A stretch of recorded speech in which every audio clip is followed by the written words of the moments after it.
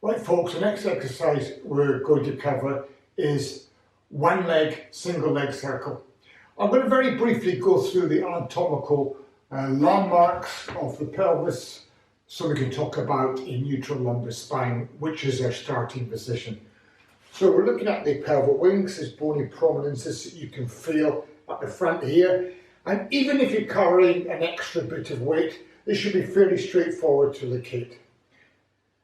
Then we have this area directly above where you pee, called the pubis. And these 3 points constitute what I call the pelvic triangle. So when we're lying down on the mat, ideally, we'd like that pelvic triangle to be parallel to the floor. So down I go, set up my feet, pivot out, roll back down. Now, if you can imagine that's my pelvic triangle, I have a saucer of water in the centre of it. I tilt the pelvis backwards so it spills water into my chest without my tailbone lifting off the floor. Then I tilt the pelvis forwards with the water spilling between the legs. I find that halfway point, rocking back and forth. And do this slowly, don't rush. Give your brain plenty of time to absorb the information of your movement. Find a halfway point, and 9 times out of 10 it'll be roughly the second knuckle of the finger. You can just about get under your lower back. Now, there's a couple of ways to teach this. One of the ways I'll have my hands down, but for people who are just beginning, I encourage you to have the elbows down, middle finger on your pelvic wings, thumb on your rib cage.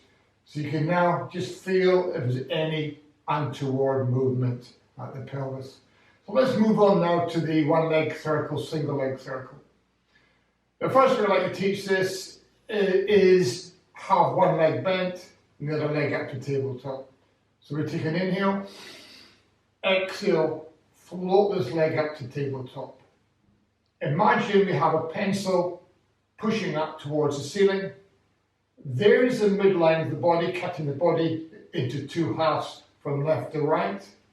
And on my next inhale, I'll bring the knee across the midline of the body. Next exhale, I'll bring the knee out across the midline of the body, away from the midline of the body. The whole time, the opposite leg is kept dead still. Okay, to begin with, just to get the feel of this exercise, this is absolutely ideal. As I say, we do 5 in each direction. Also notice as well my ears are stretching away from my shoulders to help to stabilise the neck and upper trunk. After we finish that movement, we take an inhale, exhale, place the foot back down, toe, ball, heel. Then obviously we bring the other leg up and continue that movement.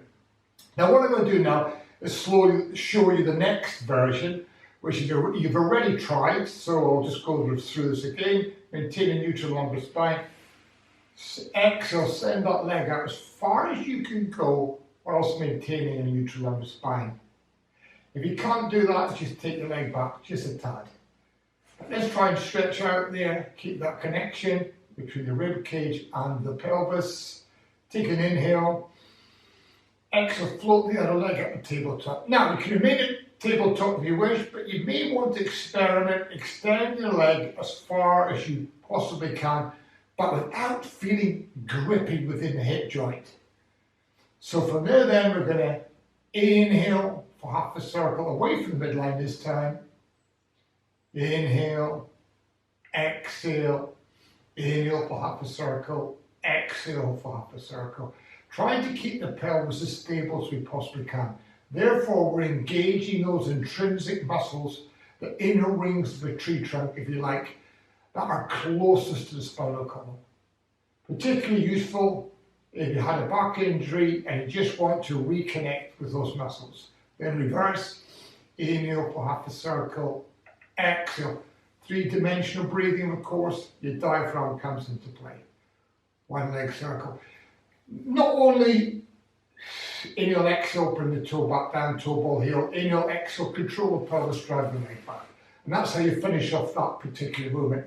Not only is that an extremely good exercise for switching on the core, anyone who's coming back from an injury, particularly a hip replacement or a labral tear, anything of that nature. It's a fantastic exercise just to re-establish connection with the 6 internal rotators of the hip. So there you have it, folks. The one leg, single leg circle. Make sure you take your time with this, and most importantly, make sure you keep your pelvis stable throughout the movement and your ears reaching away from your shoulders so your neck and upper thoracic spine are perfectly stabilized.